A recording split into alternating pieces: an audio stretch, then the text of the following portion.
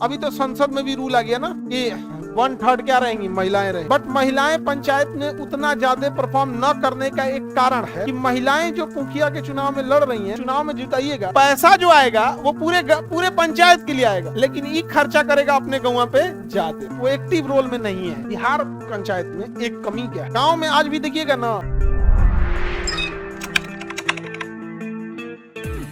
पंचायत में अब अलग अलग राज्यों में अलग अलग कुछ हल्का फुल्का नियम है। जैसे बाकी राज्यों में जो फीमेल है उनके लिए 1/3 रिजर्व है, फीमेल के लिए कितना है, 1/3 रिजर्व है। और अगर बिहार में बात करेंगे तो बिहार में 50% रिजर्व है। 50% का मतलब होता है 1/2। ये कहां पे है, बिहार में। बाकी राज्यों में कितना है, 1/3 है। बट महिलाएं पंचायत में उतना ज्यादा परफॉर्म न करने का एक कारण है कि महिलाएं जो मुखिया के चुनाव में लड़ रही हैं, एक्चुअल वो तो उनका ससुराल है, एक्चुअल में उनका क्या है, वो ससुराल। तो ससुराल में एक तो जन्म कोई ससुराल में लेता नहीं है। अब शादी ब्याह हुआ मान के चलिए 35-36 की एज में, तो कितना में होता है, 25 मान के चलो, एवरेज मान के चलिए 25। तो 25 साल में उसका शादी ब्याह हुआ, तो 25 साल तक तो गांव को कुछ जान नहीं रही है। और जब शादी ब्याह हो के आता है तो महिलाओं पे प्रोटोकॉल ज्यादा लगता है। शुरुआती 5 साल तक एकदम Z+ सिक्योरिटी में रहती है। जैसे कोई मेहमान आ गया, तुरंत चाय ले आओ, फिर टिक टाक के बैठो। शुरुआती 5 साल उसको बहुत प्रोटोकॉल फॉलो करना पड़ता है। वो तो जब बाल बच्चे बड़े हो जाते हैं, स्कूल जाने लगा, ये हुआ, तब धीरे धीरे मैंने गांव में आज भी देखिएगा ना, 10-12 साल पुरान पतो हो जाएगी तब घर से थोड़ा थोड़ा निकलना चालू कर, है कि नहीं। तो एक तो 25 साल से वो तो गांव में नहीं थी, तो दूसरे जगह मायका था, वो आई, और उसके बाद शुरुआती 10 साल में उसको निकलने नहीं दिया। तो यानी उस फाइनली जब 40 क्रॉस करेगी तब गांव से निकलेगी। तो ऐसे ही भैया गांव के बारे में उतना ज्यादा डिटेल पता नहीं। और उसके बाद से जब चुनाव में जिताइएगा तो भाई आदमी ज्यादा काम क्यों करता है, मोहल्ला मोहल्ला को पहचानता है। लड़कियों को किचन में उतारिए ना, फिर देखिए कोने डिब्बा में 200 रुपया रखा हुआ है, सब पता है उसको। नहीं समझ आ गया, लौंग का डिब्बा कितने है, इसका जो जिस फील्ड में उसी फील्ड में ज्यादा काम कर रहा है। तो महिलाओं के साथ एक ये वाला चीज है वहां पर। और पुरुष के साथ क्या है ना कि शुरू से ही बाहर रहा है, गांव में शुरू से रहा है, तो उसको थोड़ा सा उसको अपना फील्ड एरिया लगता है, इसलिए वो ज्यादा काम कर देता है। समझ में आ गया कि नहीं आ गया।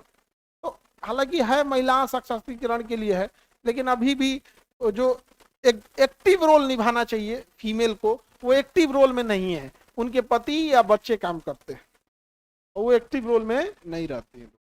लेकिन उनको थोड़ा सा एक्टिव रोल रहेंगे लोग, तभी समझ में आएगा, ज्यादा वो सुटेबल रहेगा। तो फीमेल का हमारे यहाँ कितना है, 50%। 50% मुखिया, 50% मुखियाई। अब बाकी जगहों पे 33%, 1/3 है। अभी तो संसद में भी रूल आ गया ना कि 1/3 क्या रहेंगी, महिलाएं रहें। 1/3 क्या रहेंगी, महिलाएं रहेंगी। समझ आ रहा है कि नहीं आ रहा है। तो मैं इस सब पे थोड़ा ज्यादा ध्यान देने की जरूरत है। बिहार पंचायत में एक कमी क्या है, पहले हम मुखिया और वार्ड मेंबर में हम समझ जाते हैं काम क्या अलग होता है। एक होती है वो कार्यपालिका।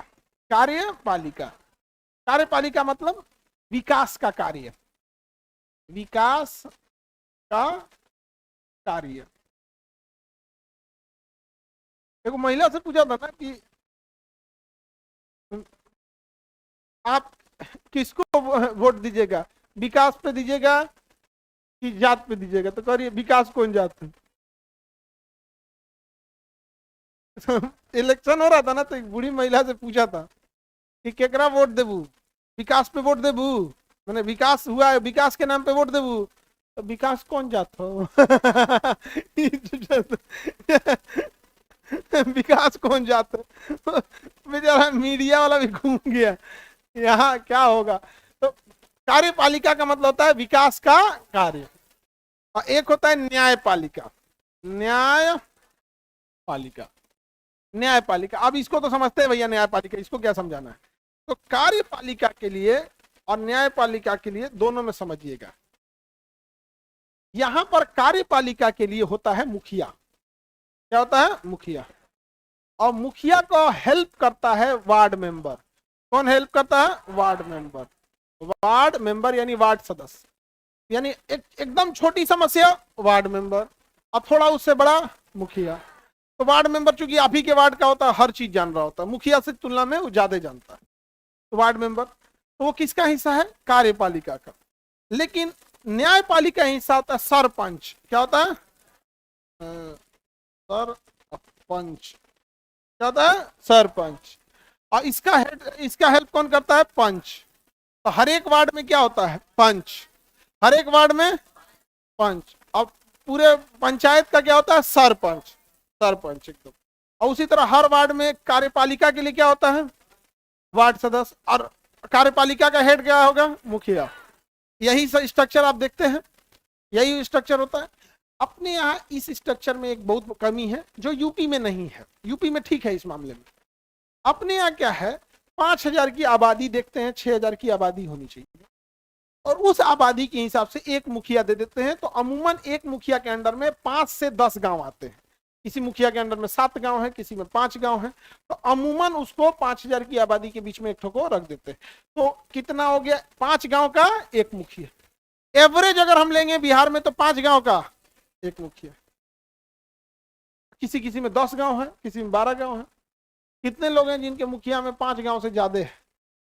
ज्यादातर में 5 गांव से कम कोना में है, बहुत कम। 5 गांव से कम। कै गो गांव है? एक ही गांव है। तो ये बिहार की नहीं है, तब कहाँ की हो? एक के गांव का एक के मुखिया है।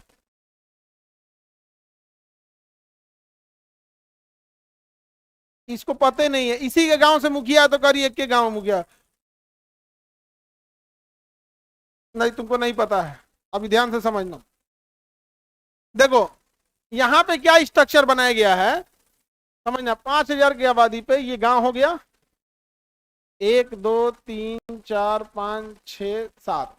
इस 7 को गांव का एक ग्राम पंचायत बनाया जाएगा। क्या बनाया जाएगा?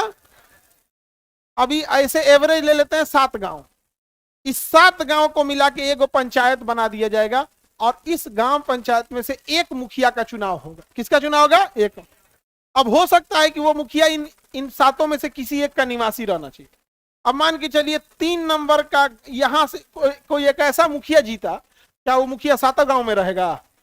उसका घर किसी ना किसी गांव में होगा। तो मान के चलिए उसका घर गांव नंबर 3 में था, गांव नंबर 3 में था।